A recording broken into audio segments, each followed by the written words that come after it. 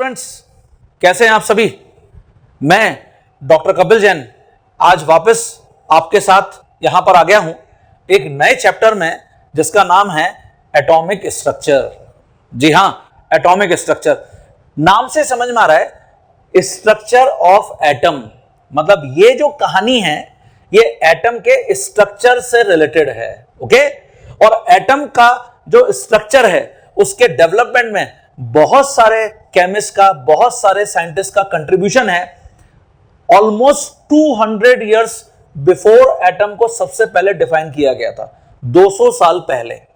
तो आज हम स्टूडेंट्स जो एटम के स्ट्रक्चर से रिलेटेड कुछ इंपॉर्टेंट कंट्रीब्यूशन है डिफरेंट साइंटिस्ट के, उनको हम आज से यहां पे डिस्कस करने जा रहे हैं। ओके, इससे पहले हमने अभी तक स्टोइचियोमेट्री, जिसमें हमने मोल, टाइट्रेशन और बहुत सारे कॉन्सेंट्रेशन टर्म से रिलेटेड डिस्कशन कर लिया है। हमने रिडॉक्स रिएक्शन में ऑक्सीडेशन और रिडक्शन से रिलेटेड डिस्कशन कर लिया है। तो वो सारे पॉइंट्स हम अब एटॉमिक स्ट्रक्चर में भी यूज करेंगे। ओके, अच्छा, आप सोच रहे होंगे सभी कि सर हमने क्लास 9th और क्लास 10th में भी तो एटॉमिक स्ट्रक्चर पढ़ा है, तो फिर हम क्लास 11th में ऐसा क्या नया पढ़ने जा रहे हैं इस चैप्टर के अंदर। तो रुकिए, मैं आप सबको बता देता हूं। हमने जैसे 9th या 10th क्लास में पढ़ा है कि इलेक्ट्रॉन शेल में होता है, K shell, L shell, M shell, N shell, लेकिन हम 11th क्लास में शेल से और अंदर इलेक्ट्रॉन को एक्सप्लोर करने जाएंगे, सब शेल में, ऑर्बिटल में। हम देखेंगे कि इलेक्ट्रॉन फाइनली कहां मिलता है। ऐसे ही तुमने जो डिफरेंट मॉडल्स हैं, जिसमें तुमने रदरफोर्ड का मॉडल पढ़ा है, थॉमसन्स का एटॉमिक मॉडल पढ़ा है, बोहर के एटॉमिक मॉडल को हम और इस चैप्टर में बहुत ज्यादा एक्सप्लोर करने जा रहे हैं, जहां से जेई में मेन या एडवांस या नीट में फ्रीक्वेंटली प्रॉब्लम्स पूछे जाते हैं स्टूडेंट्स। ओके, एक बात मैं आप सभी को बता दूं, क्योंकि इस चैप्टर में बहुत सारे फैक्ट्स हैं, एक्सपेरिमेंट्स हैं, तो हम उनको बहुत ज्यादा यहां पर विजुअलाइज करने की कोशिश ना करें। Do not visualise all those experiments, मतलब हम बहुत ज्यादा उनके बारे में सोच रहे हैं कि ऐसा रदरफोर्ड ने कैसा सोच लिया, ऐसा थॉमसन ने क्यों सोच लिया, तो डेफिनेटली स्टूडेंट्स हम टाइम वेस्ट कर रहे हैं। क्यों? एग्जाम में ऐसे कोई भी प्रॉब्लम नहीं आने वाली है कि रदरफोर्ड ने ऐसा क्यों सोचा था। क्या आपको पता है? हाँ तो यस लिखिए, ना तो नो लिखिए। तो सबसे पहले बहुत इंपॉर्टेंट जो मैंने आपको बात बता दी कि हम जो भी फैक्ट्स हैं उनको यहां पर एज इट इज याद रख के आगे बढ़ेंगे, और उनसे रिलेटेड किस टाइप की प्रॉब्लम्स आपके स्कूल में या फिर कॉम्पिटिटिव एग्जाम्स में पूछी जा सकती हैं, हमारा मेन फोकस उनके ऊपर रहेगा। अच्छा, क्योंकि इस चैप्टर में बहुत सारे एक्सपेरिमेंट्स हैं, तो मैं कोशिश करूंगा कि कुछ आपको वीडियोस के थ्रू, कुछ आपको जो पिक्चर्स हैं उनके थ्रू मैं आपको यहां पर थोड़ा सा और इस चैप्टर को इंटरेस्टिंग बनाने में कोशिश करूंगा। तो होप आपको मेरी ये जो कोशिश है पसंद आएगी और आपको बहुत मजा आएगा, आपको इंटरेस्टिंग लगेगा। ठीक है, तो हम इस चैप्टर में आज से शुरू करेंगे। आप अपनी कॉपी में जो हेडिंग डालेंगे वो है एटॉमिक स्ट्रक्चर। अच्छा, जितने भी अभी तक हमने स्टोइचियोमेट्री में क्वेश्चंस करे हैं, प्रैक्टिस करे हैं, और हम आगे प्रैक्टिस करते रहेंगे, तो प्रैक्टिस करते रहिए स्टूडेंट्स, तो हमारा कॉन्फिडेंस हमेशा बना रहेगा। और एक भी प्रॉब्लम अगर मैं एक दिन में नहीं बना लेता हूं related with mole concept, related with oxidation reduction, मतलब मेरी प्रैक्टिस बहुत अच्छी हो गई है। ओके, क्लियर हो गया सभी स्टूडेंट्स को? तो शुरू करें, चलिए आज से शुरू करते हैं एटॉमिक स्ट्रक्चर। एटॉमिक स्ट्रक्चर में जैसे सबसे पहले डाल्टन ने 1807 में अपनी थ्योरी से एटम के बारे में सबसे पहले सभी साइंटिस्ट को बताया, और उन्होंने सभी साइंटिस्ट को यह बताया कि मैटर का जो सबसे छोटा पार्टिकल है, जो नॉन कटेबल है, जो इनडिविजिबल है, हम उसको एटम बोलते हैं। यह जॉन डाल्टन की थ्योरी है, जिसमें उन्होंने एटम को डिफाइन किया कि वो सबसे छोटा इनडिविजिबल पार्टिकल जिसको हम फर्दर कट नहीं कर सकते। जैसे आप इसको ऐसे समझिए, ये जो मेरे हाथ में मार्कर पेन है, क्या मैं इसको फर्दर कट कर सकता हूं? आंसर है हाँ, इसको मैं बहुत सारे पार्ट्स में, पीसेस में कट कर सकता हूं। लेकिन सर जॉन डाल्टन ने डिफाइन किया कि वो सबसे छोटा पार्ट, अगर ये मैटर मान लिया जाए तो इसका वो सबसे छोटा पार्ट जिसको हम फर्दर डिवाइड नहीं कर सकते, कट नहीं कर सकते, उसको एटम बोलते हैं। तो ये प्रपोजल सबसे पहले सर जॉन डाल्टन की तरफ से 1807 में आया कि एटम एक नॉन कटेबल पार्टिकल है। तो ये आपको अपनी कॉपी में मेंशन करना है डाल्टन्स एटॉमिक थ्योरी के अंदर। According to sir John Dalton, atom जो नॉन कटेबल पार्टिकल है is simplest indivisible particle of all forms of matter. ये सर जॉन डाल्टन का स्टेटमेंट है। ओके, उन्होंने एक पॉइंट और यहां पर डिफाइन किया कि when two similar or dissimilar atoms combine together then compound atom obtain। compound atom हम लेटेस्ट लैंग्वेज में मॉलिक्यूल के नाम से भी कंपाउंड एटम को जानते हैं। इसका मतलब क्या है? According to sir John Dalton, अगर मैं हाइड्रोजन को हाइड्रोजन से कंबाइन करूंगा तो H2 बनेगा। तो ऑब्वियसली हम इसको जानते हैं कि ये मॉलिक्यूल है, लेकिन सर जॉन डाल्टन की डेफिनेशन में ये कंपाउंड एटम था। और ऐसे ही अगर मैं हाइड्रोजन को एक डिफरेंट एटम जैसे क्लोरीन से कंबाइन करूंगा तो HCl बनेगा। तो ये according to sir John Dalton compound atom के नाम से फेमस है, जिसको हम मॉलिक्यूल के नाम से भी जानते हैं। तो सर जॉन डाल्टन की जो थ्योरी है वो बहुत, हम कह सकते हैं कि माइलस्टोन साबित हुआ। एटम की जो कॉन्सेप्ट है कि एटम कुछ होता है, उसको बताने में सारे जो केमिस्ट थे उनकी दिमाग की बत्ती जल गई। अब ऑब्वियसली सभी इसके अंदर एक्सप्लोर करने में लग गए, क्या सर जॉन डाल्टन ने सही डिफाइन किया है क्या कि एटम से छोटा और कोई पार्टिकल एग्जिस्ट नहीं कर सकता? तो ऑब्वियसली इसके ऊपर रिसर्च होते रहे।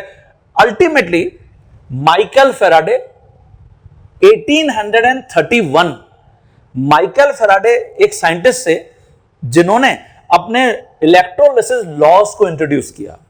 आप 12th क्लास में एक चैप्टर भी पढ़ते हैं इलेक्ट्रोकेमिस्ट्री, उसमें फेराडेस के हम इलेक्ट्रोलिसिस लॉज को पढ़ते भी हैं स्टूडेंट्स। ओके, तो उन्होंने यहां पर डिफाइन किया कि जो मैटर है वो इलेक्ट्रिकली न्यूट्रल होता है। और ऑब्वियसली मैटर का क्योंकि सबसे छोटा पार्टिकल एटम है, इसका मतलब एटम इलेक्ट्रिकली न्यूट्रल होना चाहिए। अब अगर इलेक्ट्रिकल न्यूट्रलिटी को एटम फॉलो कर रहा है तो इसका मतलब माइकल फेराडे ने वहां पर एक क्वेश्चन मार्क छोड़ दिया कि एटम के अंदर कोई और पार्टिकल्स भी होने चाहिए, पॉजिटिव एंड नेगेटिव पार्टिकल्स जो मिलकर एटम को इलेक्ट्रिकली न्यूट्रल बनाने में कंट्रीब्यूट कर रहे हैं। तो यहां से सर जॉन डाल्टन की जो थ्योरी है वो फ्लॉप हो गई। ओके, तो देखिए Michael Faraday, Faraday's law of electrolysis. In 1831 Sir Michael Faraday gave his laws of electrolysis. According to him, matter is electrically neutral. Matter electrically neutral है, and because simplest particle of all matters were atom, क्योंकि सारे matter का सबसे छोटा particle atom है, तो इसलिए atom is electrically neutral. ये सर जॉन डाल्टन का एक कंट्रीब्यूशन, एक स्टेटमेंट है। तो to make atom electrically neutral, some other particle would also be present in atom to maintain its electrical neutrality. Okay? तो एटम की इलेक्ट्रिकल न्यूट्रलिटी को maintain करने के लिए कुछ और पार्टिकल्स भी एटम के अंदर प्रेजेंट होंगे। ये ऐसा कुछ समझ में आया सभी साइंटिस्ट को, जिसके कारण आगे फिर और एक्सपेरिमेंट शुरू हो गए। और सर जॉन डाल्टन की जो थ्योरी है कि एटम इनडिविजिबल पार्टिकल है, इससे छोटा और कोई पार्टिकल मैटर में नहीं हो सकता, वो थ्योरी फ्लॉप हो गई। तो यहां से नए पार्टिकल्स का डेवलपमेंट अब सामने आने लगा, जिनको हम जानते हैं 3 फंडामेंटल पार्टिकल्स ऑफ एटम। ये सबसे बेसिक पार्टिकल्स हैं जिनके बारे में हम आज तक पढ़ते हुए आ रहे हैं। 3 फंडामेंटल पार्टिकल्स कौन है? एक है प्रोटॉन, दूसरा है इलेक्ट्रॉन और तीसरा है न्यूट्रॉन। हालांकि अब तो जो रिसर्च है उसके अकॉर्डिंग और पार्टिकल्स भी यहां पर आ गए हैं, जिनमें पॉजिट्रॉनो, न्यूट्रिनो, ये सब पार्टिकल्स भी हैं, लेकिन हमारा जो मेन फोकस हमेशा रहता है वो इन पार्टिकल्स के ऊपर स्टूडेंट्स रहता है। ठीक है? हाँ बच्चों, जो मैंने अभी 3 फंडामेंटल पार्टिकल्स आपको यहां पर बताए, अब हम 1 बाय 1 उनके जो डेवलपमेंट है उनको यहां पर कुछ एक्सपेरिमेंट से समझेंगे। जो फैक्ट्स हैं उनको हम 1 बाय 1 डिस्कस करेंगे। उससे पहले आप सभी स्टूडेंट से मैं एक क्वेश्चन पूछना चाहूंगा। आप सोच रहे होंगे कि सर क्या क्वेश्चन पूछना चाह रहे हैं? आप में से कितने स्टूडेंट्स ऐसे हैं जो भगवान को हर दिन याद करते हैं? रेज योर हैंड्स, अपने हाथ को ऊपर करिए, रेज योर हैंड्स। कौन सिंसियरली भगवान को रोज याद करता है? किसी भी तरीके से हम अगर भगवान को रोज याद करते हैं तो बहुत बढ़िया है। अच्छा, कई स्टूडेंट सोच रहे होंगे या बोलेंगे कि सर मैं तो भगवान को नहीं याद करता।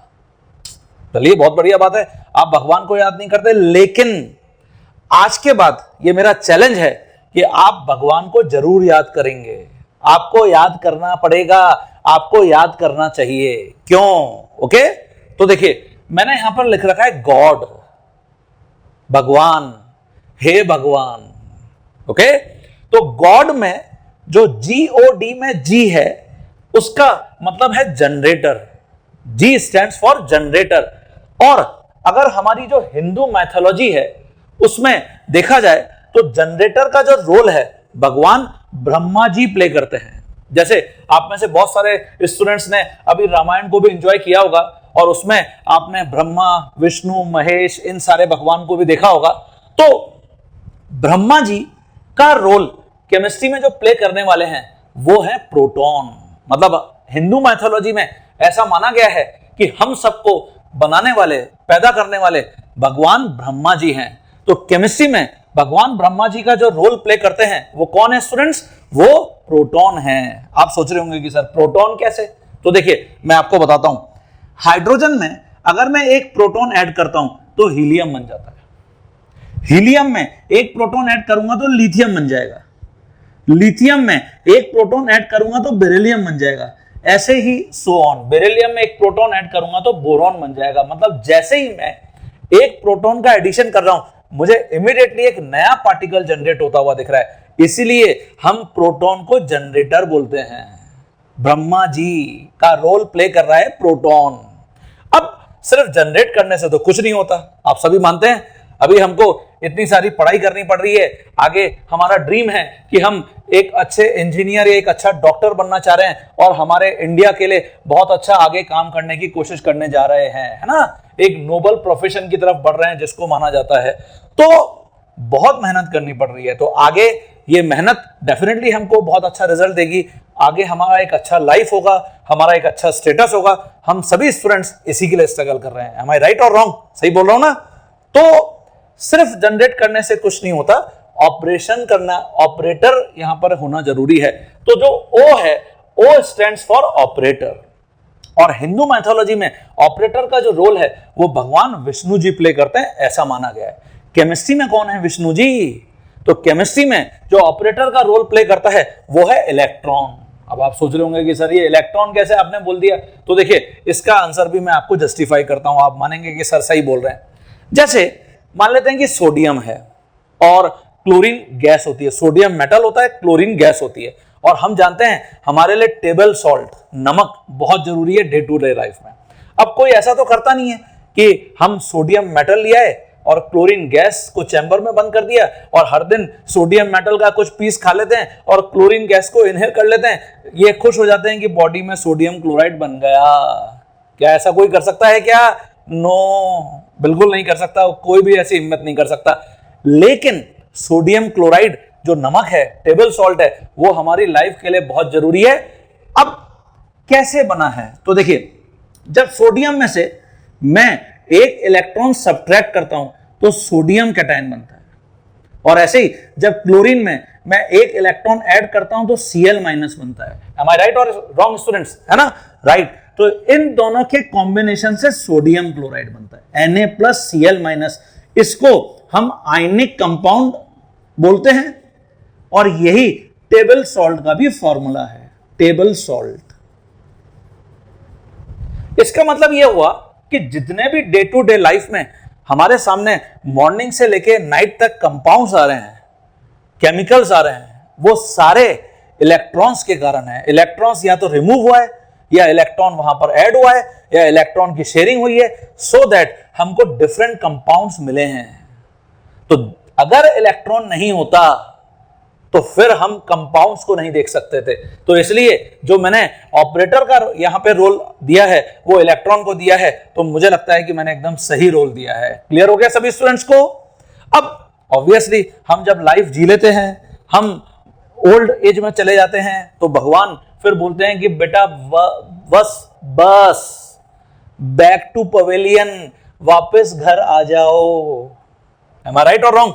ओके, इसका मतलब यह हुआ डिस्ट्रॉयर। तो डी स्टैंड्स फॉर डिस्ट्रॉयर, और डिस्ट्रॉयर का जो रोल है वो हिंदू मैथोलॉजी में भगवान शिव को दिया गया है, महेश भगवान को दिया गया है। और महेश का रोल केमिस्ट्री में कौन प्ले करता है? न्यूट्रॉन, डिस्ट्रॉयर का रोल। आप सोच रहे होंगे कि सर कैसे? तो देखिए, आपने न्यूक्लियर फ्यूजन, हाइड्रोजन बॉम्ब, इन सबके नाम सुने होंगे। जितने भी रिएक्शंस हैं, न्यूक्लियर फिजन या nuclear fusion, high amount of energy involve in all these reactions. और इतनी अमाउंट ऑफ एनर्जी ये है कि विद इन अ सेकेंड हम अर्थ के मैक्सिमम पार्ट को डिस्ट्रॉय कर सकते हैं स्टूडेंट्स। तो इसका मतलब यहां न्यूट्रॉन के एमिशन या न्यूट्रॉन के रिलेशन से यहां पर इतनी सारी एनर्जी एमिट होती है, जो अभी रिसेंट डेवलपमेंट में हमको पता है, हम जानते हैं। इसीलिए मैंने यहां पर डिस्ट्रॉयर का जो रोल है वो न्यूट्रॉन को असाइन किया है। तो हम आज के बाद जब भी भगवान को याद करते हैं, और जो नहीं करता है उसको याद करना पड़ेगा, हे भगवान। तो जब भी हम भगवान को याद करते हैं, हमेशा हम डायरेक्टली या इनडायरेक्टली इलेक्ट्रॉन, प्रोटॉन और न्यूट्रॉन को याद करते हैं। तो अब मेरी बात से सभी सेटिस्फाई होंगे कि सर हम आज के बाद भगवान को याद रखेंगे। याद रखना भी है स्टूडेंट्स, है ना? यही हमारे लिए अभी सबसे बड़ी भगवान है, जो हमारे आगे करियर को बनाएंगे, हमको एक अच्छे डायरेक्शन में लेके जाएंगे। ओके, तो मैं आप सभी से प्रॉमिस चाहता हूं, आप इनको हमेशा याद रखेंगे और याद रखना पड़ेगा। अब मैं इन फंडामेंटल पार्टिकल्स में वन बाय वन इनके जो डेवलपमेंट है, इनका जो कैसे इनके बारे में एक्सप्लोर हुआ है, उनको मैं आपके साथ डिस्कस करूंगा। हाँ स्टूडेंट्स, सबसे पहले इलेक्ट्रॉन, प्रोटॉन, न्यूट्रॉन के ऊपर बढ़ने से पहले आप यहां पर एक पिक्चर देखिए।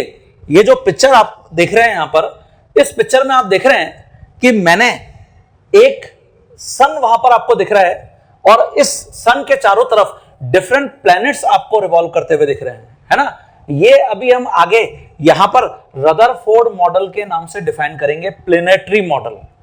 अच्छा, उसी के सामने पैरेलली आप वहां पर एक दूसरा पिक्चर भी देख रहे हैं। उस पिक्चर में आप देख रहे हो कि वहां हमको दिख रहा है कि न्यूक्लियस है, और उस न्यूक्लियस के अंदर वहां पर आपको दिख रहे हैं प्रोटॉन है, और वहां पर आपको दिख रहे हैं कि वहां न्यूट्रॉन है न्यूक्लियस के अंदर।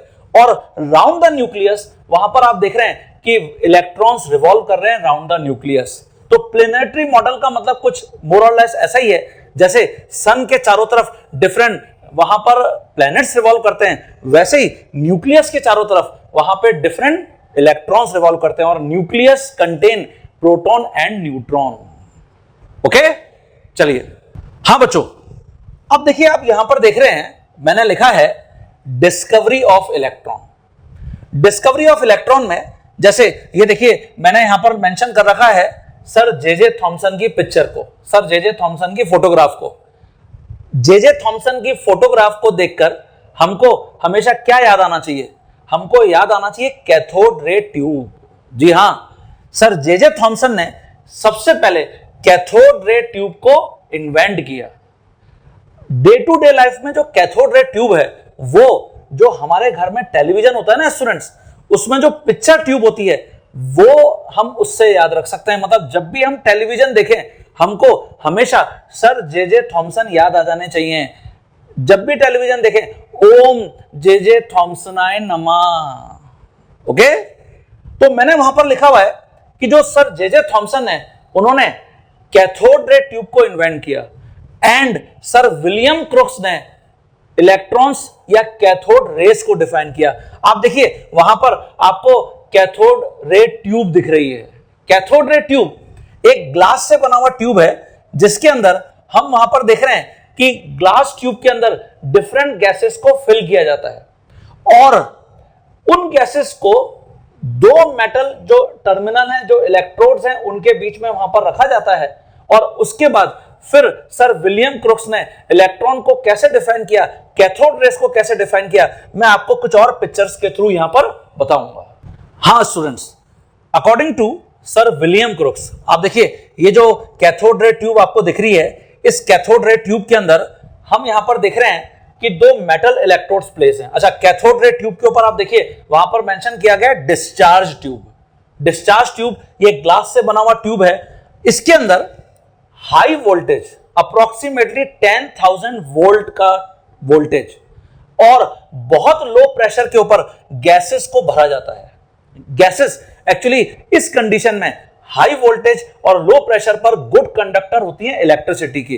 तो हम कैथोड रे ट्यूब के अंदर ऐसे ही डिफरेंट गैसेस को यहां पर भरते हैं। अब सर विलियम क्रुक ने डिफाइन किया कि जो कैथोड रेज हैं, जो कैथोड आप देख रहे हैं वहां पर कैथोड जो टर्मिनल है वहां से कुछ मटेरियल पार्टिकल्स निकलकर एनोड तक जाते हैं और एनोड पर आप देख रहे हैं वहां पर ग्लो जनरेट हो रहा है। तो जो ग्लो जनरेट हो रहा है उससे सर विलियम क्रुक्स ने डिफाइन किया कि कैथोड रेज ऐसे मटेरियल पार्टिकल्स हैं जो कैथोड से निकलकर एनोड तक ट्रेवल करते हैं, इसलिए इनका नाम सर विलियम क्रुक्स ने सबसे पहले कैथोड रेज रखा। ओके, बाकी आप देख रहे हैं नीचे वहां पर बैटरी लगी हुई है, बैटरी से जो दो टर्मिनल हैं, जो मेटल इलेक्ट्रोड्स हैं, उनको कनेक्ट किया गया है और यहां पर हम देख रहे हैं कि जो एनोड साइड है वहां पर ग्लो भी जनरेट हो रहा है। कैथोड और एनोड, ये अभी हम रिडॉक्स रिएक्शन में जब इलेक्ट्रोकेमिकल सेल्स आपको मैंने एक बेसिक आइडिया दिया था, वहां पर भी आपको मैंने कैथोड और एनोड बताए थे स्टूडेंट्स, है ना। लेकिन ये जो प्रोसेस है ना, ये इलेक्ट्रोलिसिस है, इलेक्ट्रोकेमिकल सेल्स का उल्टा, इलेक्ट्रोलिसिस। अब सर विलियम क्रुक्स ने ये कैसे प्रूव किया कि जो कैथोड रेज हैं वो मटेरियल पार्टिकल्स हैं? तो स्टूडेंट्स इसके लिए अब देखिए मैंने वहां पर लिखा हुआ है some characteristic properties of cathode rays, है ना। इसमें सबसे पहले आप जो देखिए प्रॉपर्टी में वहां पर आप देख रहे हैं कि अगर कैथोड रेज जहां से एमिट होती हैं कैथोड टर्मिनल से, अगर इनके पाथ में एक नॉन ट्रांसपेरेंट ऑब्जेक्ट रख दिया जाए जिसको हम एनटीपीओ बोल रहे हैं, नॉन ट्रांसपेरेंट ऑब्जेक्ट, तो नॉन ट्रांसपेरेंट ऑब्जेक्ट से अगर कैथोड रेज कोलिजन करती हैं, टकराती हैं, तो ये एनोड के ऊपर एक शैडो बनाती है उस एनटीपीओ का, जो इंडिकेट करता है कि कैथोड रेज हमेशा स्ट्रेट लाइन में ट्रेवल करती होंगी। तो ये पहला बहुत इंपॉर्टेंट प्रॉपर्टी है जिसको तुम अपनी कॉपी में ढंग से नोट कर लो कि जब भी हम कैथोड रेज के पाथ में एनटीपीओ नॉन ट्रांसपेरेंट ऑब्जेक्ट को प्लेस करते हैं तो एक शैडो जनरेट होता है which indicate that cathode rays travel in a straight line. Okay, next property को मैं एक्सप्लेन करता हूं। हाँ स्टूडेंट, जो मैंने अब नेक्स्ट प्रॉपर्टी यहां पर लिखी है उसके अंदर मैंने लिखा है कि अगर एक लाइट पैडल व्हील, माइका से बना हुआ एक लाइट पैडल व्हील अगर कैथोड रे के पाथ में रखा जाता है तो कैथोड रे से कोलिजन पर वो व्हील रोटेट करने लग जाता है, जो इंडिकेट करता है कि कैथोड रेज कंसिस्ट सम मास, मटेरियल पार्टिकल्स हैं ये। तो ये बहुत इंपॉर्टेंट एक्सपेरिमेंटल फैक्ट है अबाउट कैथोड रेज। तो ये भी आप इस पिक्चर के थ्रू अपनी कॉपी में ड्रॉ कर सकते हैं और वहां पर जो मैंने इससे रिलेटेड स्टेटमेंट मेंशन किया है उसको भी आप यहां पर मेंशन कर सकते हैं। तो हमने क्या लिखा है यहां पर कि कैथोड रेज से जब भी एक लाइट पैडल व्हील कोलिजन करता है, कोलाइड करता है, तो पैडल व्हील रोटेट होने लग जाता है which indicate cathode rays consist some mass, it means they are material particles. Okay, अब देखिए जो नेक्स्ट प्रॉपर्टी मैंने यहां पर मेंशन की है उसमें आप देख रहे हैं कि जो कैथोड रे ट्यूब है वो एक्सटर्नल इलेक्ट्रिक फील्ड की प्रेजेंस में रखा हुआ है। आप देखिए वहां ऊपर आपको नेगेटिव टर्मिनल दिख रहा है और नीचे वहां पर आपको पॉजिटिव टर्मिनल दिख रहा है और आप देख रहे हैं कि जो कैथोड रेज हैं वो पॉजिटिव टर्मिनल की तरफ डेविएट हो रही हैं। किसकी तरफ डेविएट हो रही है? पॉजिटिव टर्मिनल की तरफ डेविएट हो रही हैं। इट मींस कैथोड रेज के ऊपर कोई ना कोई चार्ज है, ये चार्ज पार्टिकल्स है। ओके, तो वहां पर जो मैंने स्टेटमेंट में लिखा है कि in presence of external electric and magnetic field, जब हम कैथोड रेज को वहां प्लेस करते हैं तो कैथोड रेज में जो भी पार्टिकल्स हैं they deflected towards positive terminal of external electric field which indicate कि कैथोड रेज में जो भी पार्टिकल्स हैं उनके ऊपर कौन सा चार्ज होना चाहिए? नेगेटिव चार्ज होना चाहिए। तो ये पिक्चर भी आप अपनी कॉपी में ढंग से ड्रॉ करिए। अच्छा देखिए, ये स्टूडेंट्स क्योंकि सारे एक्सपेरिमेंटल फैक्ट्स हैं तो मैं आपको ये, आपने मुझे लग रहा है कि शायद 9th और 10th क्लास में भी पढ़े हुए हैं, इसलिए मैं आपको क्विक यहां पर सारे पॉइंट्स को रिवाइज करा रहा हूं। इनमें से कोई भी प्रॉब्लम मुझे लगता है कि अब आगे आपको कॉम्पिटिटिव एग्जाम में देखने को नहीं मिलेगी। These are facts and these are properties of cathode rays. Okay, तो अपनी कॉपी में कैथोड रे ट्यूब का एक रफ डायग्राम बनाते जाइए हर पिक्चर के साथ, और उनके साथ उनकी प्रॉपर्टीज को मेंशन करते जाइए।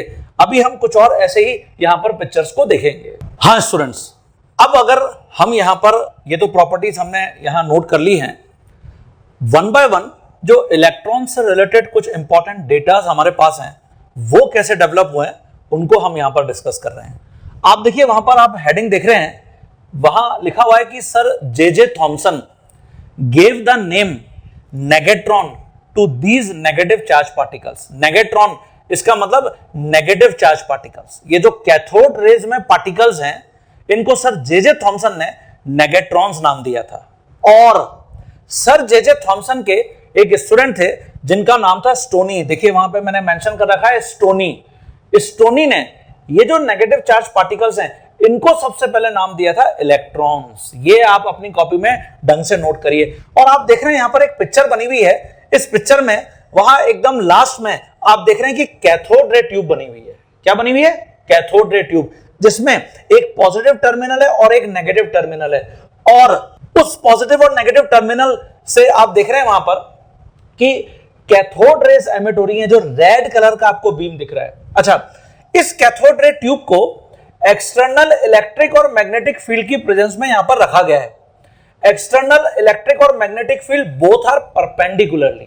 ये सर जे थॉमसन का एक्सपेरिमेंट है जो उन्होंने सबसे पहले इलेक्ट्रॉन या नेगेटिव चार्ज पार्टिकल के स्पेसिफिक चार्ज को निकालने के लिए बताया था।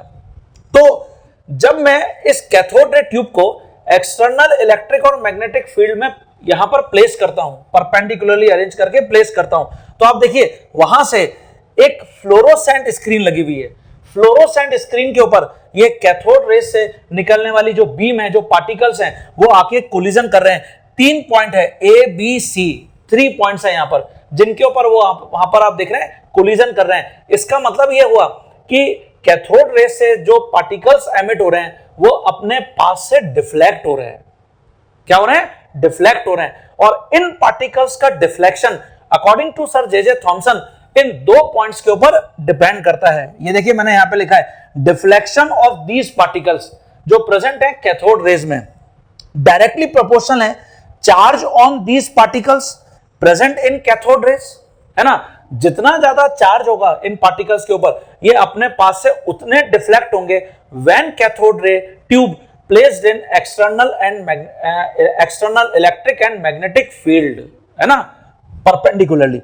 एंड जितना ये लाइट पार्टिकल्स होंगे उतना ज्यादा ये डिफ्लेक्ट करेंगे। मतलब it is inversely proportional to, deflection is inversely proportional to mass of these particles. मतलब ये तो हम खुद भी समझ सकते हैं कि अगर एक बहुत लाइट पार्टिकल है, जैसे हमने पेपर का एक पीस लिया और उसको ऐसे थ्रो किया, तो वो डिफ्लेक्ट होगा। जबकि अगर मैं नीचे तुरंत गिर जाएगा। जबकि अगर हम एक पत्थर लेते हैं, कि स्टोन लेते हैं, हैवी पार्टिकल लेते हैं, उसको थ्रो करते हैं, वो बहुत दूर जाकर फिर डिफ्लेक्ट होगा अपने पास से। तो यहां वही कहानी सर जे थॉमसन ने डिफाइन करी कि जब भी कैथोड रेज में जो पार्टिकल्स हैं उनके डिफ्लेक्शन को हम एक्सटर्नल इलेक्ट्रिक और मैग्नेटिक फील्ड में देखते हैं, तो डेफिनेटली वो डिफ्लेक्ट होते हैं अपने ओरिजिनल पास से, जो डिपेंड कर रहा है कि ये कितना चार्ज है इनके ऊपर, चार्ज ऑन दीज पार्टिकल, और डिपेंड कर रहा है कि इनके ऊपर मास कितना है, इनके मास के इनवर्सली प्रोपोर्शनल है। क्लियर हो गया सभी स्टूडेंट्स को? तो ये सर जे थॉमसन का प्रपोजल था। इस बेसिस पर सबसे पहले सर जे थॉमसन ने ही स्पेसिफिक चार्ज को डिसाइड किया इन नेगेटिव चार्ज पार्टिकल्स के लिए जो कैथोड रेज में प्रेजेंट थे। और ये नेगेटिव चार्ज क्यों थे, ये आपको ऑलरेडी अभी मैं बता चुका हूं कि ये नेगेटिव चार्ज क्यों थे। क्योंकि जब हम इनको एक्सटर्नल इलेक्ट्रिक फील्ड में रखते हैं तो कौन से टर्मिनल की तरफ ये डेविएट हो जाते हैं? पॉजिटिव टर्मिनल की तरफ। बिल्कुल सही बोल रहे हैं आप। ओके, तो यही मैंने यहां पे लिखा है, कैलकुलेशन ऑफ स्पेसिफिक चार्ज। ये स्पेसिफिक चार्ज क्या होता है? हमने चार्ज तो पढ़ा है, but what is specific charge? तो देखिए, स्पेसिफिक चार्ज का मीनिंग क्या होता है, आज के बाद हम इसको ऐसे याद रखेंगे, चार्ज टू मास रेशियो। कैसे याद रखोगे? चार्ज और मास का रेशियो। इसका मतलब E/m ratio. E stands for charge, m stands for mass, okay, of negative particles. तो ये सर जे थॉमसन के एक्सपेरिमेंट से ही डिफाइन हुआ है, जो कैथोड रेज में प्रेजेंट है ये नेगेटिव पार्टिकल्स। ठीक है, तो सबसे पहले इसको अपनी कॉपी के अंदर डिक्टेट कर लीजिए। हाँ बच्चों, ये मैंने आप यहां पर देखिए लिख दिया है, स्पेसिफिक चार्ज ऑफ पार्टिकल्स, मतलब इलेक्ट्रॉन्स जो प्रेजेंट हैं कैथोड रेज में। ये सर जे थॉमसन का कंट्रीब्यूशन है। स्पेसिफिक चार्ज की वैल्यू नेगेटिव जो चार्ज पार्टिकल्स होते हैं, मतलब इलेक्ट्रॉन्स के लिए, वो इतनी होती है, देखिए 1.76 into 10⁸ coulomb per gram with negative sign. क्योंकि ये नेगेटिवली चार्ज पार्टिकल है तो इसलिए ये वैल्यू नेगेटिव वैल्यू है। इसको हम कूलम पर ग्राम में भी रिप्रेजेंट कर सकते हैं और कूलम पर किलोग्राम में भी रिप्रेजेंट कर सकते हैं। 1 किलोग्राम में कितने होते हैं? 1000 ग्राम होते हैं। तो आप इसको कूलम पर किलोग्राम में भी लिख सकते हैं। कूलम यूनिट ऑफ चार्ज और ग्राम यूनिट ऑफ मास। तो ये वैल्यू आपको याद रखनी है। अभी मैंने आपको बताया था कि हमको अब इसके पीछे पूरा डेरिवेशन करने की जरूरत नहीं है, इसका पूरा डेरिवेशन है वैल्यू का स्टूडेंट्स। लेकिन क्या ये डेरिवेशन मुझसे कभी पूछा जाएगा?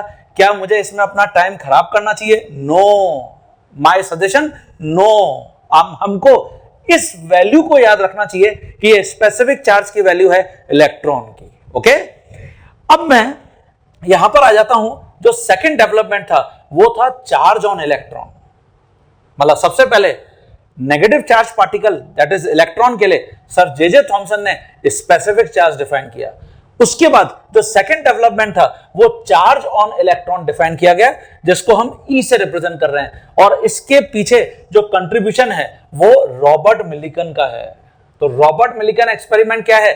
जिसको हम ऑयल ड्रॉप एक्सपेरिमेंट भी बोलते हैं, ऑयल ड्रॉप एक्सपेरिमेंट। इसके लिए भी स्टूडेंट्स मैं आपको एक छोटा सा वीडियो यहां पर डिस्प्ले करके दिखाता हूं और इससे हमको समझ में आएगा कि रॉबर्ट मिलिकन का क्या थीम था, उन्होंने क्या सोच के और कैसे इलेक्ट्रॉन के ऊपर चार्ज को, या इलेक्ट्रॉन की जगह हम बोल सकते हैं कि सिंपलेस्ट पार्टिकल के ऊपर चार्ज को डिफाइन किया।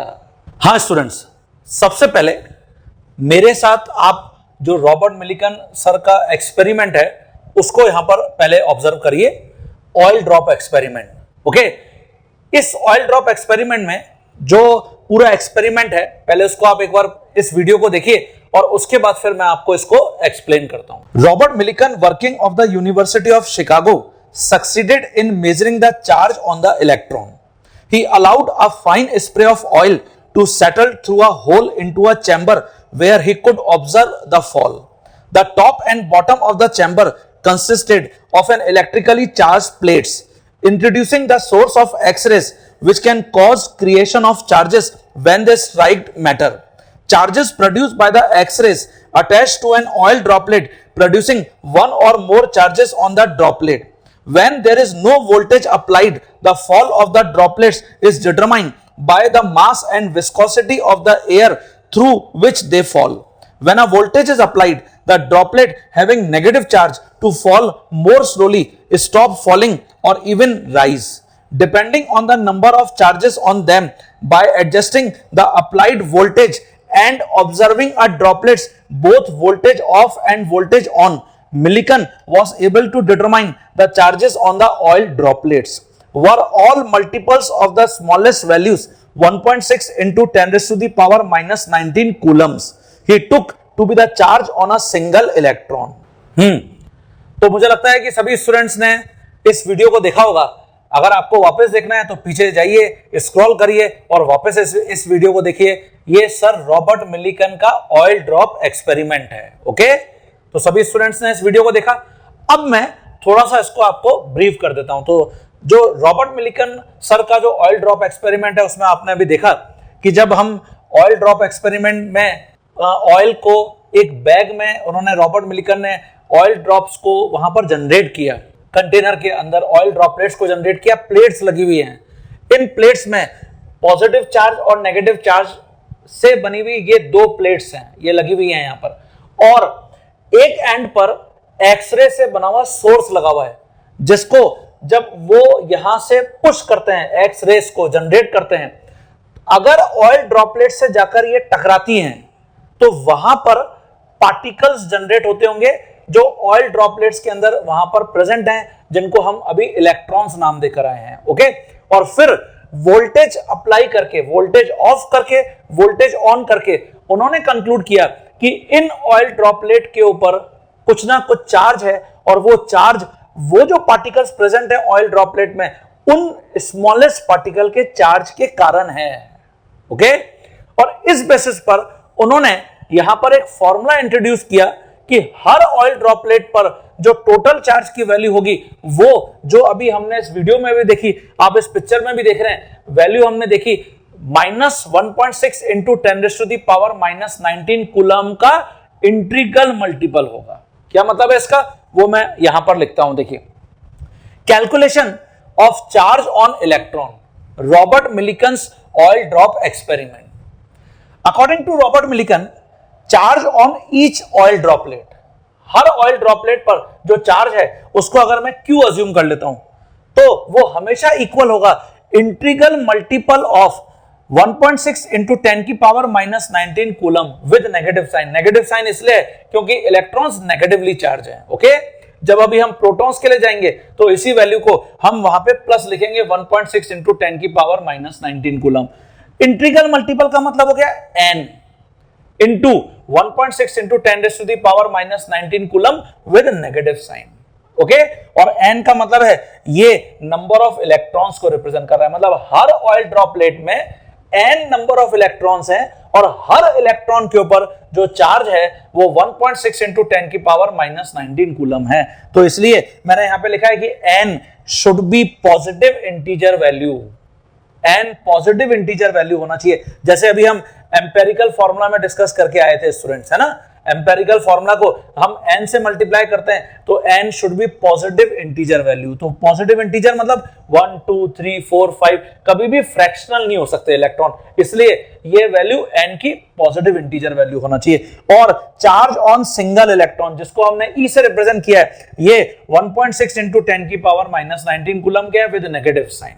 इसको हमने इक्वेशन नंबर 2 बोला है, और इससे पहले अभी हम इक्वेशन नंबर 1 स्पेसिफिक चार्ज को लिख कर आए।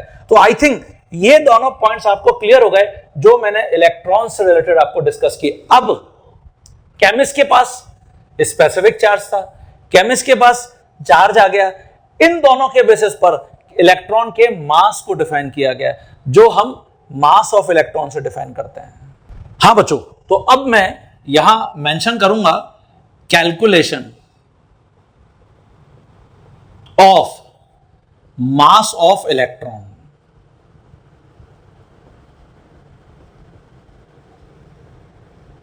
इसको मैं ME से रिप्रेजेंट कर देता हूं। E जो सबस्क्रिप्ट है वो इलेक्ट्रॉन को रिप्रेजेंट कर रहा है। तो हमारे पास यहां पर अभी स्पेसिफिक चार्ज की वैल्यू आ गई है, जिसको हमने E/m रेशियो से रिप्रेजेंट किया, -1.76 इंटू 10⁸ कूलम पर ग्राम। और ऐसे ही मेरे पास चार्ज ऑन इलेक्ट्रॉन आ गया है। सिंपलेस्ट पार्टिकल के ऊपर जो चार्ज है, जैसे वो अगर इलेक्ट्रॉन है तो वो वैल्यू E से हमने रिप्रेजेंट करी -1.6 इंटू 10⁻⁻19 कूलम। ये जो वैल्यू है ना स्टूडेंट्स, ये इतनी छोटी वैल्यू है, बहुत ही छोटी वैल्यू है, वेरी स्मॉल वैल्यू, और इसीलिए हम इस वैल्यू को 1 यूनिट चार्ज भी बोलते हैं। मतलब जैसे अपन ने डिस्कस किया अभी स्टोइचियोमेट्री में, 1 यूनिट मास 1.67 इंटू 10⁻⁻24 ग्राम, उससे छोटा मास नहीं होता। सेम यहां पर 1 यूनिट चार्ज 10⁻⁻19, मतलब अगर आप इसको डिनोमिनेटर में लेके जाओगे और इतने 10⁻19 से डिवाइड करोगे, आप खुद इमेजिन करो कितने जीरो लगेंगे, 0 0 0 0 0 0 0। इसीलिए इसको डिफाइन किया गया 1 unit charge. This is the simplest value of charge, इससे छोटा चार्ज नहीं होता। ओके, नाउ अब मैं क्या करता हूं, यहां जो इक्वेशन नंबर 2 है उसको इक्वेशन नंबर 1 से यहां पर डिवाइड कर देता हूं। इसका मतलब चार्ज एंड स्पेसिफिक चार्ज का रेशियो। तो ये आपको मास ऑफ इलेक्ट्रॉन देगा। तो चार्ज कितना है स्टूडेंट? ये वैल्यू है -1.6 इंटू 10 की power -19 coulomb divide by specific charge -1.76 into 10 की पावर 8 कूलम पर ग्राम। ओके, इसको अगर मैं सॉल्व करता हूं तो यहां से मुझे मास ऑफ इलेक्ट्रॉन मिलता है, इट इज 9.13 इंटू 10 की पावर -28 ग्राम, या 9.13 इंटू 10 की पावर -31 किलोग्राम। इसको मैं इक्वेशन नंबर 3 बोल देता हूं, बहुत इंपॉर्टेंट है। आपको याद होगा अभी हमने स्टोइकियोमेट्री में भी, मोल कॉन्सेप्ट में भी इससे रिलेटेड प्रॉब्लम अटेंड किया था। क्या है ये? Mass of single electron. This is very important.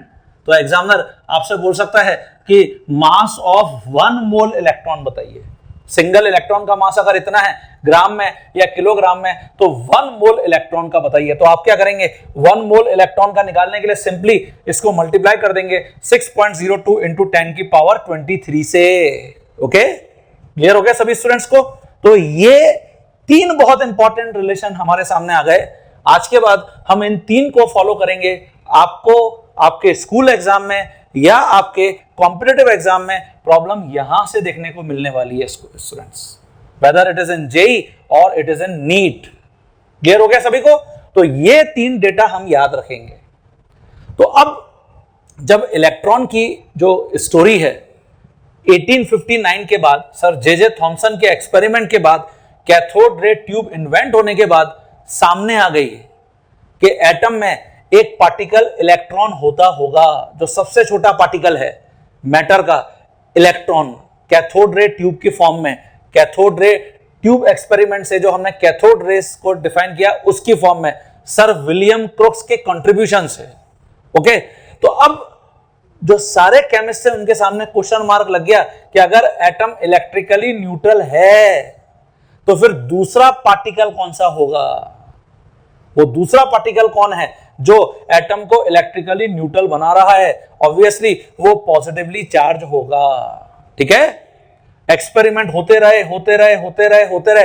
Ultimately 1884 में एक केमिस्ट है जिनका नाम था गोल्डस्टीन, उनको सक्सेस मिला proton, it means positive charge particles को डिफाइन करने का, डिस्कवर करने का। तो अब हम उसको देख रहे हैं। हाँ स्टूडेंट, अब मैं डिस्कवरी ऑफ प्रोटॉन के ऊपर आ गया। Sir Goldstein in 1884 gave the concept of positive charge particles.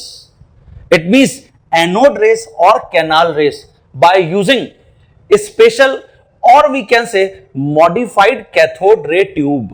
आप देख रहे हैं इस पिक्चर के अंदर मैंने वहां पर modified cathode ray tube को मेंशन किया है।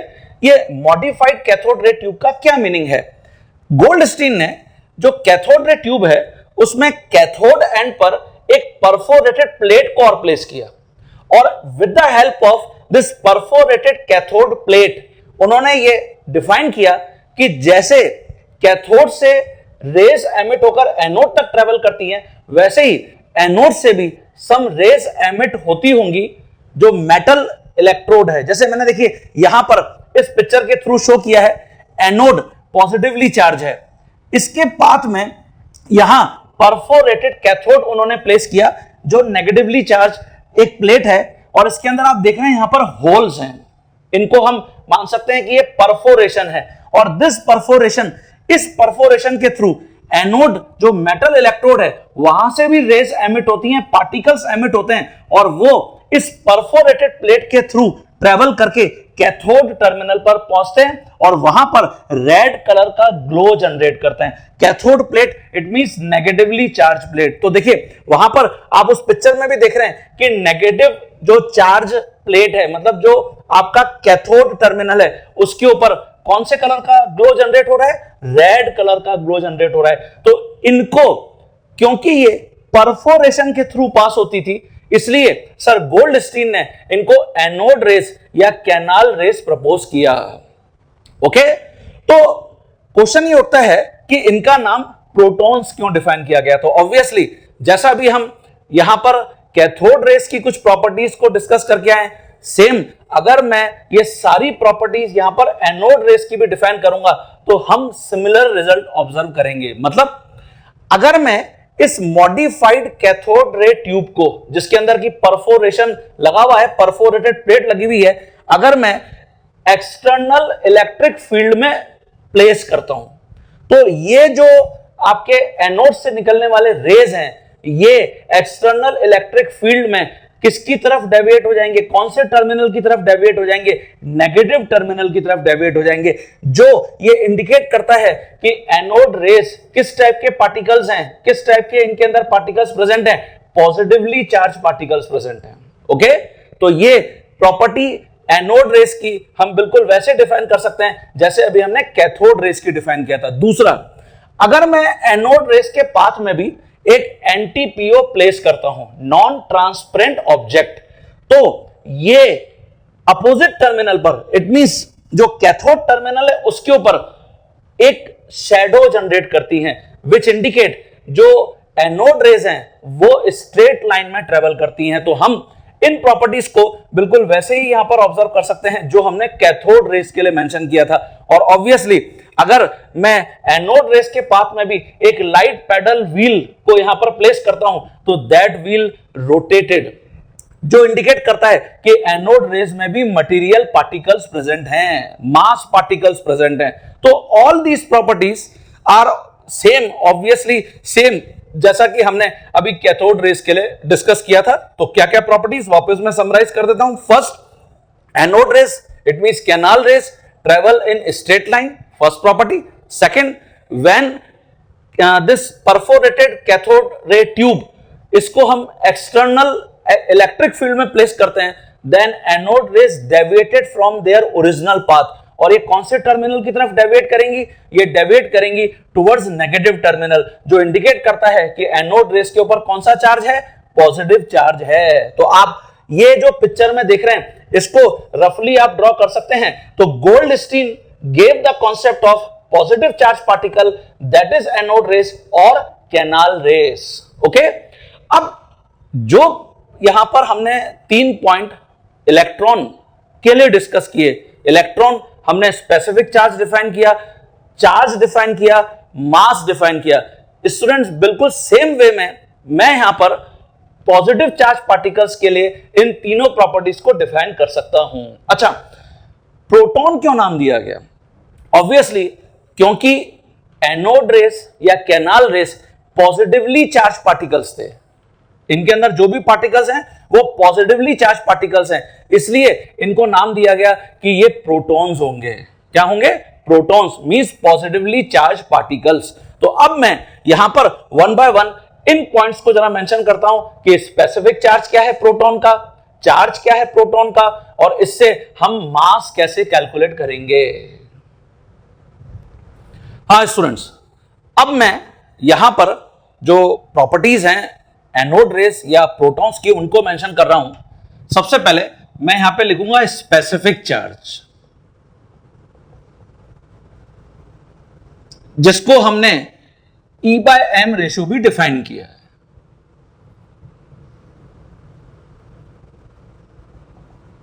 ऑफ पॉजिटिव चार्ज पार्टिकल्स,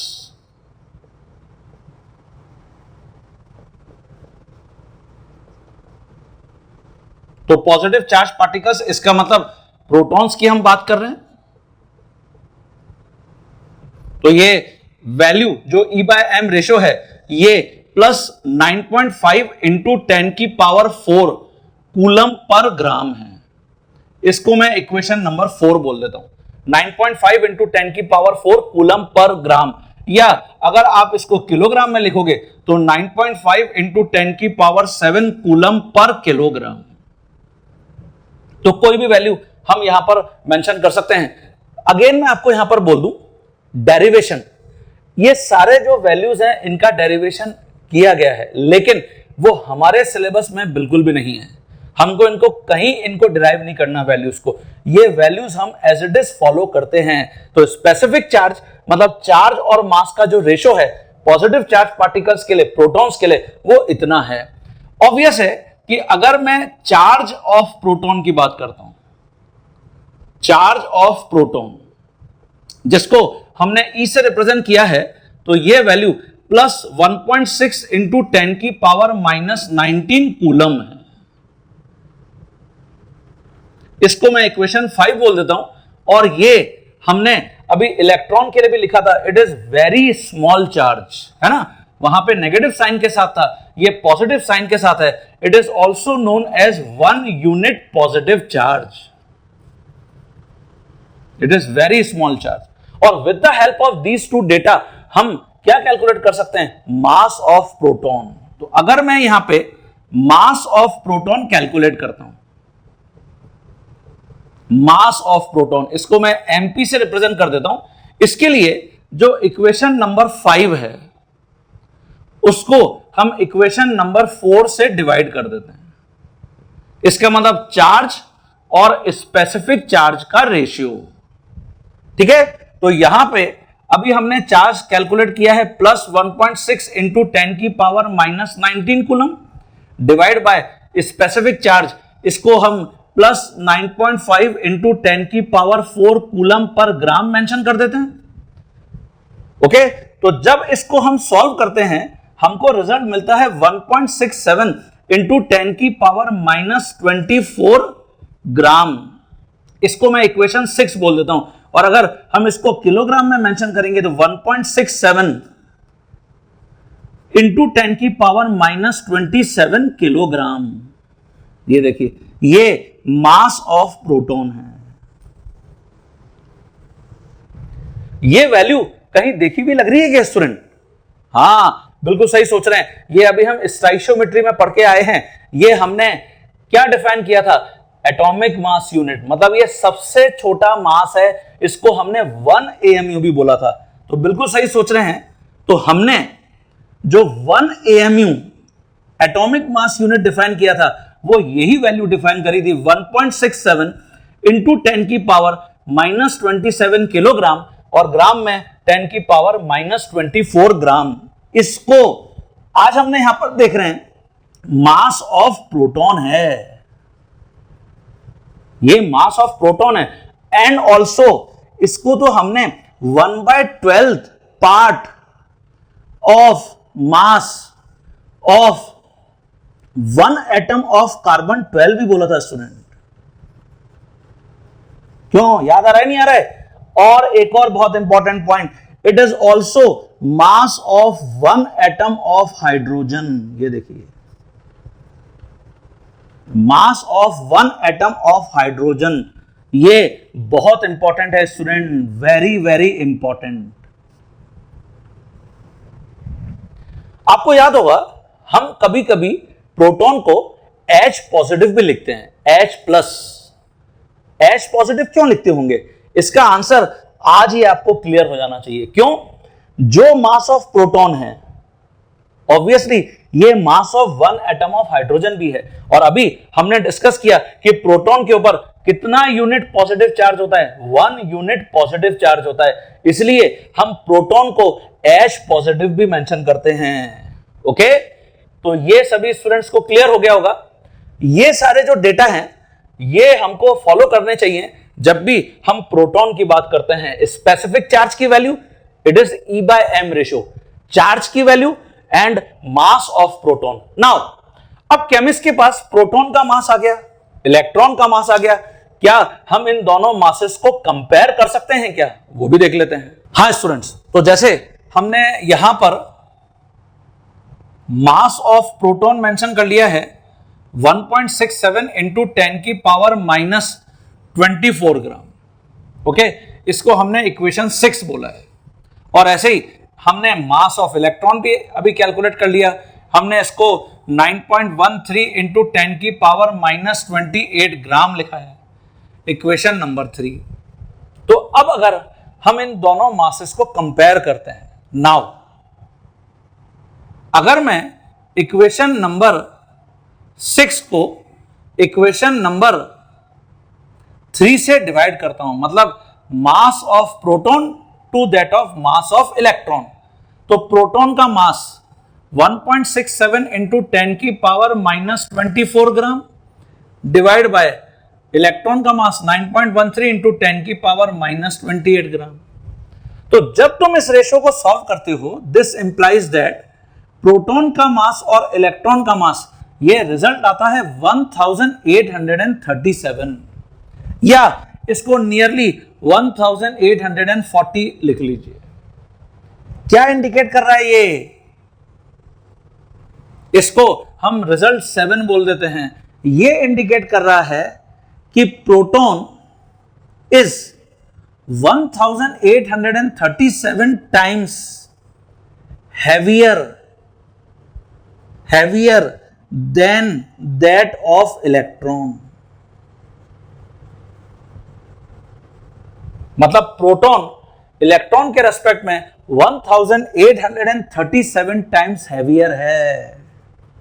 बहुत इंपॉर्टेंट रिजल्ट है ये, डायरेक्ट आपसे पूछा जा सकता है। एंड ऑल्सो जो हमने प्रोटॉन के मास को 1 एटॉमिक मास यूनिट लिखा है, अगर मैं आपसे पूछूं कि इलेक्ट्रॉन का मास इन टर्म्स ऑफ यूनिट लिखो तो कैसे लिखोगे? प्रोटॉन का मास 1 यूनिट मास है, डिवाइड बाय इलेक्ट्रॉन का मास, ये रेशो अभी हमने 1837 निकाला। तो दिस इंप्लाइज दैट यहां से तुमको इलेक्ट्रॉन का जो मास है वो मिल जाएगा 1/1837 यूनिट। ये देखिए, ये आंसर आ जाएगा स्टूडेंट। इसको मैं इक्वेशन नंबर 8 बोल देता हूं। तो ये स्टूडेंट जितने भी डेटा है ना, ये आपको एग्जाम में प्रॉब्लम दिलाने जा रहे हैं, ठीक है? हमसे ना तो रॉबर्ट मिलिगन एक्सपेरिमेंट पूछने वाला है एग्जामिनर, ना मुझसे यहां पे सर जे थॉमसन का एक्सपेरिमेंट पूछने वाला है, मुझसे ये डेटा पूछेगा। तो ये मुझे याद होना चाहिए। तो इलेक्ट्रॉन का मास आज के बाद इन टर्म्स ऑफ यूनिट हम इतना याद रखेंगे 1/1837 यूनिट। अगर प्रोटॉन का मास इन टर्म्स ऑफ यूनिट कितना है? 1 यूनिट। और प्रोटॉन और इलेक्ट्रॉन के मासेस का जो रेशो है वो कितना है? वो हमने अभी लिखा 1837, नियरली हम इसको 1840 भी लिख सकते हैं। तो मुझे लगता है कि आज हमने जो यहां पर डिस्कशन किया है वो हमने प्रोटॉन और इलेक्ट्रॉन से रिलेटेड कुछ बहुत इंपॉर्टेंट पॉइंट्स को डिस्कस कर लिया है, बहुत इंपॉर्टेंट डेटास को डिस्कस कर लिया है। अब ये प्रोटॉन और इलेक्ट्रॉन के बाद न्यूट्रॉन कैसे दिमाग में आया और कैसे समझ में आया केमिस्ट को कि न्यूट्रॉन होता होगा? आपको मैं बता दूं, न्यूट्रॉन की जो डिस्कवरी है ना, वो अप्रोक्सीमेटली 50 साल बाद हुई है इलेक्ट्रॉन और प्रोटॉन के। क्यों? इसमें सबसे बड़ा एक पॉइंट है कि न्यूट्रॉन न्यूट्रल पार्टिकल थे, कोई चार्ज नहीं था, इसलिए केमिस्ट को इनको डिटेक्ट करने में बहुत टाइम लग गया। ओके, तो हम अब इसको डिस्कस करेंगे। हां बच्चों, जैसे प्रोटॉन और इलेक्ट्रॉन की डिस्कवरी हो जाने के बाद अब केमिस्ट ने यह कंक्लूड कर दिया कि किसी भी एटम का जो मास है वो उसमें जो प्रोटॉन्स प्रेजेंट होंगे, पॉजिटिवली चार्ज पार्टिकल्स प्रेजेंट होंगे, उनके मास के इक्वल होगा। क्यों? अभी हमने जैसा यहां पर डिस्कस किया कि प्रोटॉन इलेक्ट्रॉन के रेस्पेक्ट में 1837 टाइम्स हैवियर है प्रोटॉन। इसका मतलब इलेक्ट्रॉन तो इतना छोटा पार्टिकल है एज कंपेयर टू प्रोटॉन, तो हम उसको इजीली नेग्लेक्ट कर सकते हैं। तो यही मैंने यहां पर मेंशन किया है, after discovery of electron and proton, chemist concluded that mass of an atom, that is atomic mass, इसी को हमने atomic mass बोला है, it is equal to number of protons। ये हमेशा number of protons के इक्वल होगा। क्यों? mass of electron negligible है as compared to proton। तो इसको अपनी कॉपी में ढंग से डिक्टेट करेंगे आप, है ना?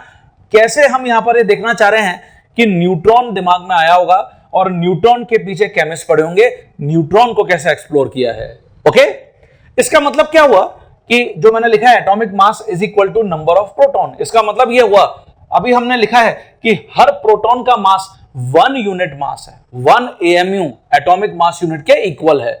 इसका मतलब अगर एटम में एक प्रोटॉन है तो उसका मास हो जाएगा 1 यूनिट मास, अगर एटम में 2 प्रोटॉन है तो उसका मास हो जाएगा 2 यूनिट मास, अगर एटम में 3 प्रोटॉन है तो उसका मास हो जाएगा 3 यूनिट मास। यही मैंने यहां पे लिखा है, if atom consist 1 proton 1 proton, then its mass should be 1 unit.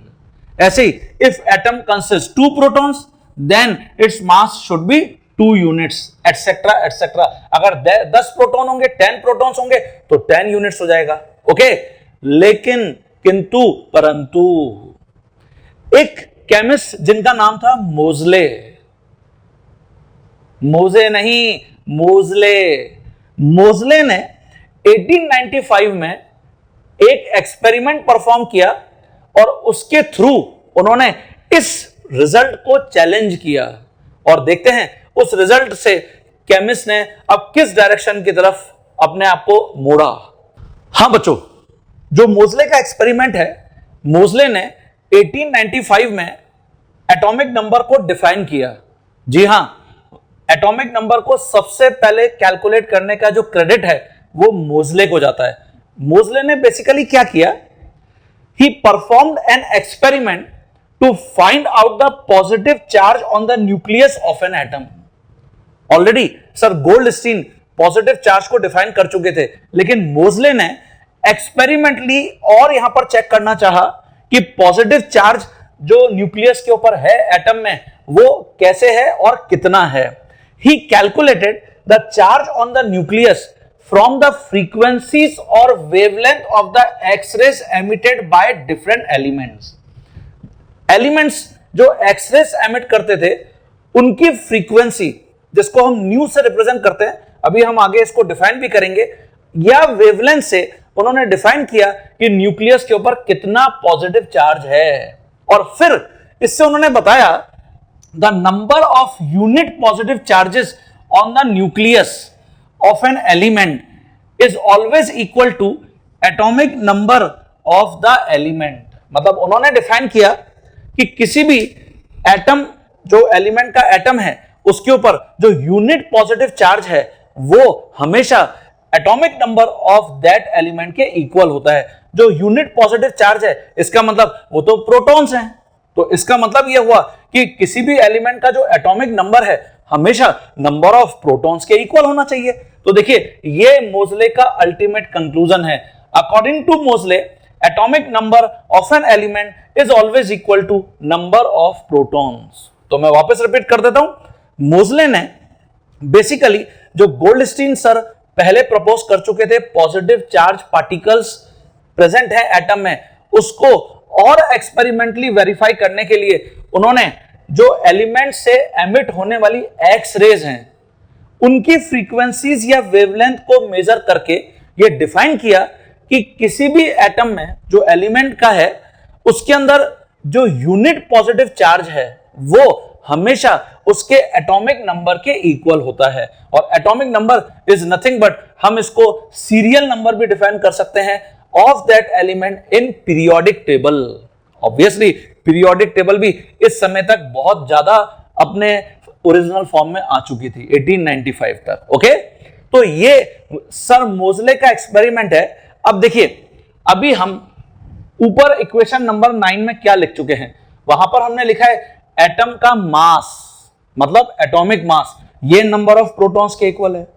और अभी हम यहां पे इक्वेशन नंबर 10 में जो मोजले का एक्सपेरिमेंट है उसके बाद ये डिफाइन करें कि एटॉमिक नंबर भी एलिमेंट का नंबर ऑफ प्रोटॉन्स के इक्वल है। इसका मतलब अगर मैं इक्वेशन 9 और इक्वेशन 10 को रिलेट कर दूं तो इससे क्या कंक्लूजन निकल के सामने आ रहा है? कंक्लूजन ये निकल के सामने आ रहा है कि एटम का जो मास है वो हमेशा एटम के एटॉमिक नंबर के इक्वल होगा। मतलब एटॉमिक नंबर और एटॉमिक मास ये तो दोनों इक्वल हैं, लेकिन ऐसा नहीं होता एक्सेप्ट हाइड्रोजन। हाइड्रोजन को छोड़कर कोई भी दूसरा एलिमेंट ऐसा नहीं है जिसका एटॉमिक मास उसके एटॉमिक नंबर के इक्वल हो। हमेशा एटॉमिक मास एटॉमिक नंबर से ज्यादा होता है।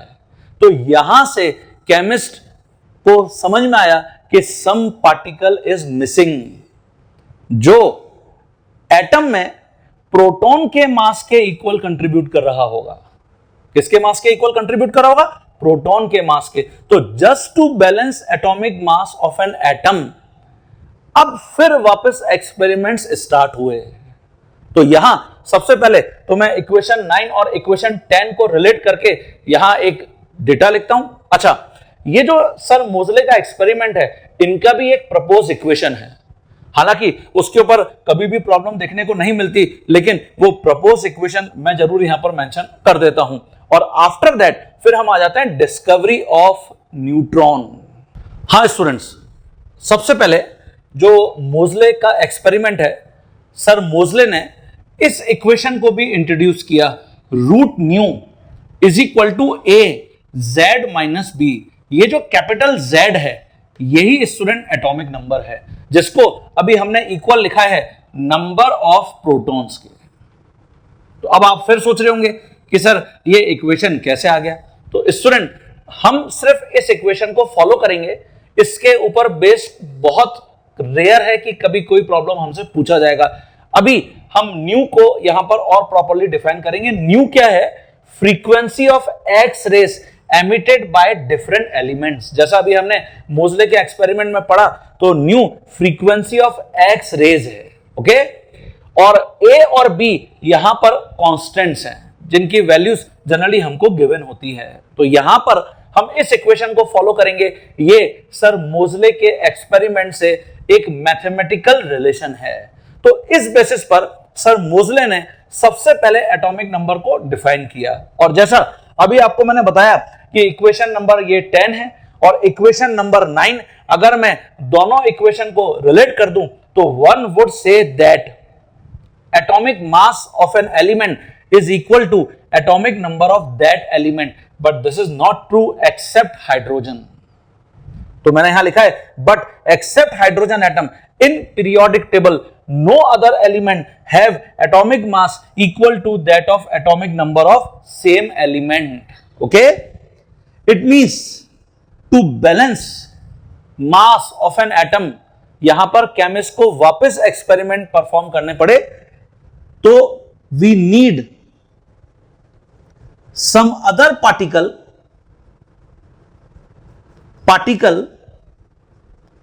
to balance mass of an atom. तो इसके बेसिस पर अब मैं यहां पर थर्ड पार्टिकल को मेंशन करूंगा, न्यूट्रॉन। हाँ स्टूडेंट्स, अब आप देखिए वहां पर मैंने लिखा हुआ है जेम्स चैडविक का experiment discovery of neutron. Discovery of neutron जैसा आप देख रहे हैं वहां पर लिखा हुआ है 50 इयर्स। अगर हम प्रोटॉन की डिस्कवरी देखें जो 1884 1886 में हुआ था, उसके लगभग 50 इयर्स के बाद, आफ्टर 50 इयर्स 1932 में सर जेम्स चैडविक ने न्यूट्रॉन को डिस्कवर किया। और जैसा ये मैं आपको पहले भी बताया हूं कि न्यूट्रॉन इतना लेट डिस्कवर होने के पीछे एक सबसे बड़ा जो कॉन्सेप्ट था वो था कि न्यूट्रॉन न्यूट्रल पार्टिकल्स है, इनके ऊपर कोई भी चार्ज नहीं था। तो सर जेम्स चैडविक रदरफोर्ड के एक बहुत ही पॉपुलर स्टूडेंट थे और इवन रदरफोर्ड ने सर जेम्स चैडविक को एनकरेज किया कि भाई तुम जरा ऑब्जर्व करो कि एटम में और कौन से पार्टिकल्स होंगे। तो 1932 में सर जेम्स चैडविक ने जो बेरिलियम पार्टिकल्स हैं उनके ऊपर हाई एक्सेलरेशन के साथ अल्फा पार्टिकल्स की बम्बार्डिंग करी। क्या करी? अल्फा पार्टिकल्स की बम्बार्डिंग करी। और अल्फा पार्टिकल्स को बम्बार्ड करके उन्होंने ऑब्जर्व किया कि कुछ न्यूट्रल पार्टिकल्स भी एमिट होते हैं जिनके ऊपर कोई चार्ज नहीं होता, इलेक्ट्रिकली न्यूट्रल पार्टिकल्स। इसको उन्होंने न्यूट्रॉन नाम दिया। जैसे कि आप वहां पर एक इक्वेशन देख रहे हैं, इस इक्वेशन को मैं यहां पर भी मेंशन कर देता हूं। बेरिलियम, जो बेरिलियम है 4 एटॉमिक नंबर है और 9 एटॉमिक मास है, और अल्फा पार्टिकल 2He4, इनको हम अल्फा पार्टिकल्स बोलते हैं, अल्फा पार्टिकल्स। और जब हाई एक्सेलरेशन के साथ अल्फा पार्टिकल्स की बम्बार्डिंग बेरिलियम पार्टिकल्स के ऊपर उन्होंने करी तो उन्होंने ऑब्जर्व किया कि एक नया पार्टिकल जनरेट होता है 6 कार्बन 12। 6 कार्बन 12, जैसा कि तुम वहां पर भी इक्वेशन में देख रहे हो 6 कार्बन 12। तो देखिए 9 + 4 13, लेकिन यहां प्रोडक्ट साइड में 12 यूनिट मास ही लिखा हुआ है, इसका मतलब 1 यूनिट मास मिसिंग है, मिसिंग था। ओके, और ऐसे ही 4 + 2 6, तो यहां पर 6 है। इसका मतलब यह हुआ कि ये जो 1 यूनिट मास मिसिंग था, जिसका मास ऑलमोस्ट प्रोटॉन के मास के इक्वल है, इसको सर जेम्स चैडविक ने एक नया नाम दिया, न्यूट्रॉन। ये 0n1 है। आप इसको बिल्कुल ऐसे समझ सकते हैं कि जो सामने यहां पर वॉल है, उस वॉल पर अगर मैं हाई वॉल मान लेते हैं कि बेरिलियम पार्टिकल है, और हाई एक्सेलरेशन के साथ एक हमने गन लिया जिसके अंदर हमने बुलेट की फॉर्म में अल्फा पार्टिकल्स को भरा और हाई एक्सेलरेशन के साथ फायर करना शुरू किया वॉल के ऊपर, तो एक नया वहां पर रिएक्शन से पार्टिकल जनरेट हुआ जो 6 कार्बन 12 था, और जितना मास मिस हो गया वो मास सर जेम्स चैडविक ने डिफाइन किया कि वो न्यूट्रॉन है। Its mass is almost parallel to, almost equal to mass of proton. Okay, तो ये जेम्स चैडविक सर का एक्सपेरिमेंट है, जिनका वहां पर आप पिक्चर भी देख रहे हैं, और उस पिक्चर में उसके नीचे आप देख रहे हैं, वहां पर मैंने उनकी जो रिएक्शन है, उनका जो एक्सपेरिमेंटल परफॉर्मेंस है, उसको भी मैंने रिएक्शन के फॉर्म में लिखा हुआ है। अच्छा, ये जो अल्फा पार्टिकल्स हैं स्टूडेंट, इनको हम actually di positively charge helium ions बोलते हैं। Di positively charged helium ions. Helium ions, okay, तो डाई पॉजिटिवली चार्ज होते हैं हीलियम आयंस, जो बेरिलियम के पार्टिकल से जब कोलाइड करते हैं, उसके न्यूक्लियस से जब हिट करते होंगे, तो वहां से एक नया पार्टिकल एमिट होता होगा। इस टाइप की रिएक्शंस को आगे हम न्यूक्लियर रिएक्शंस में भी डिस्कस करते हैं, न्यूक्लियर केमिस्ट्री में भी डिस्कस करते हैं, तो वो लेटर स्टेजेस में हम करेंगे। तो ये जो न्यूट्रॉन की डिस्कवरी है, इसके बाद एक और बहुत इंपॉर्टेंट पार्टिकल अब केमिस्ट के सामने आ गया, और वो है न्यूट्रॉन। तो जो हम 3 फंडामेंटल पार्टिकल्स की बात स्टार्ट किए थे, सबसे पहले हमने देखा इलेक्ट्रॉन, आफ्टर दैट प्रोटॉन, और अब न्यूट्रॉन। तो स्टूडेंट्स, मैं यहां पर इन तीनों पार्टिकल्स को एक बार वापस मेंशन करूंगा, और इनसे रिलेटेड जो इंपॉर्टेंट डेटास अभी हमने कलेक्ट किए, उनको भी हम यहां पर मेंशन करेंगे। हाँ स्टूडेंट्स, तो मैं यहां पे सबसे पहले लिख रहा हूं 3 fundamental particles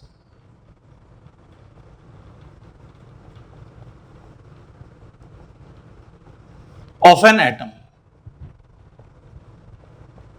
of given element, और इसके अंदर यहां इलेक्ट्रॉन,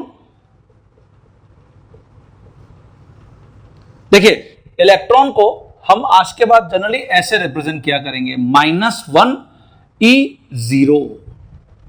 ये जो -1 है, ये तो है 1 यूनिट चार्ज, जो नेगेटिव चार्ज है, बिकॉज इलेक्ट्रॉन नेगेटिवली चार्ज है, और 0 का मतलब होता है नेग्लेजिबल मास। 0 मास नहीं है, negligible mass with respect to proton and neutron. तो ये हम हमेशा इलेक्ट्रॉन के रिप्रेजेंटेशन को फॉलो करेंगे। E से सिंपली रिप्रेजेंट कर दीजिए -1 E⁻⁻�0। जो सेकंड पार्टिकल है प्रोटॉन,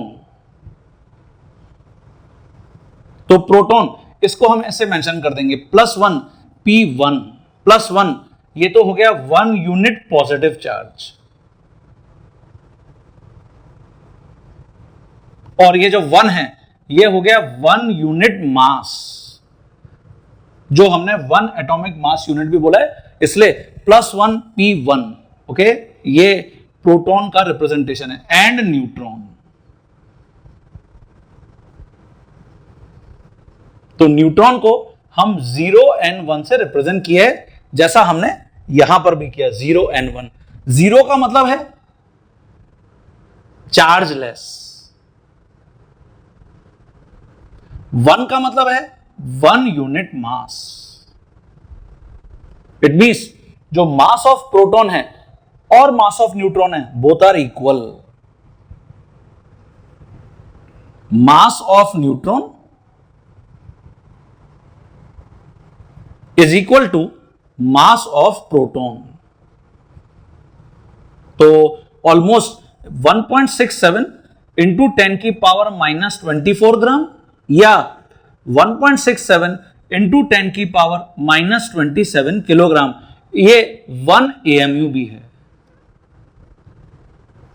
तो जितना प्रोटॉन का मास है जस्ट टू बैलेंस, उतना न्यूट्रॉन का मास है, और ये दोनों एटम के मास में कंट्रीब्यूट करते हैं। इलेक्ट्रॉन के मास का कोई भी कंट्रीब्यूशन नहीं होता। ओके, एक और पॉइंट जो मैंने आपको भी लिखा था कि हम proton can also be written as positive. ये ध्यान रखना हमेशा कि हम इसको एच पॉजिटिव से क्यों रिप्रेजेंट करते हैं, because mass of proton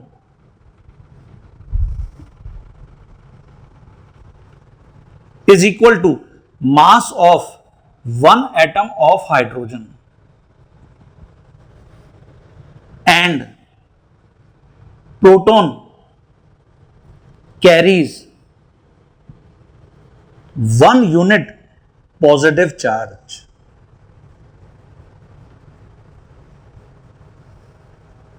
one unit positive charge क्योंकि प्रोटॉन कैरी कर रहा है, इसलिए हम प्रोटॉन का जो रिप्रेजेंटेशन है, जो तुम 9th या 10th क्लास में भी करके आए, वो H पॉजिटिव से कर देते हैं। ओके, तो ये आज हमने जो electron, proton, neutron, God, generator, operator and destroyer, 3 fundamental particles electron, proton और न्यूट्रॉन को डिस्कस कर लिया है। जितने भी इंपॉर्टेंट डेटास इनसे रिलेटेड थे, वो सारे डेटास को मैंने स्टूडेंट्स आपको यहां पर ब्रीफ कर दिया है। जो इंपॉर्टेंट यहां पर मुझे लग रहा था कि एक्सपेरिमेंटल फैक्ट्स आपको बताने चाहिए, वो मैंने आपको बता दिए। अब हम जब नेक्स्ट क्लास में यहां पर इंटरेक्शन करेंगे, तो मैं इनसे रिलेटेड सबसे पहले आपको कुछ प्रॉब्लम्स बताऊंगा। एटॉमिक नंबर और एटम को कैसे रिप्रेजेंट करते हैं वो मैं आपको बताऊंगा, और फिर हम न्यूक्लियर मॉडल ऑफ एटम, जो डिफरेंट मॉडल हैं, प्रपोज मॉडल हैं, डिफरेंट केमिस्ट ने जिनको रिप्रेजेंट किया है, बताया है, वो मैं आपको बताऊंगा। ठीक है, तो ये आज सारे पॉइंट्स को आप घर पे सबसे पहले तो अपनी कॉपी में ढंग से डिक्टेट कर लीजिए। सारे जो एक्सपेरिमेंटल फैक्ट्स और मैंने आपको जो पिक्चर्स बताई, जो वीडियो मैंने आपको दिखाया है यहाँ पर मिलिकन ऑयल ड्रॉप एक्सपेरिमेंट का, उसका कोई मतलब नहीं है, उसको ड्रॉ भी मत करिए। सिंपली हमने जो वहां पर एक रिजल्ट लिखा था मिलिकन ऑयल ड्रॉप एक्सपेरिमेंट से, बस उसी का इंपॉर्टेंस है स्टूडेंट। ओके, कि जो चार्ज होता है वो हमेशा इंट्रीगल मल्टीपल होता है -1.6 इंटू 10 की पावर -19 कूलम के। तो मुझे लगता है कि आज का जो आपको मेरा ये रिकॉर्डेड लेक्चर है उसमें बहुत अच्छा लगा होगा, बहुत आपने एंजॉय किया होगा, और बहुत सारी आपको नई बातें आज सीखने को मिलेंगी। ऑब्वियसली हम हर दिन कुछ कुछ नई बातों को एक्सप्लोर करते जा रहे हैं और उनको सीखते जा रहे हैं। तो नेक्स्ट क्लास में मैं वापस कुछ प्रॉब्लम्स के साथ आपके सामने आऊंगा। Thank you.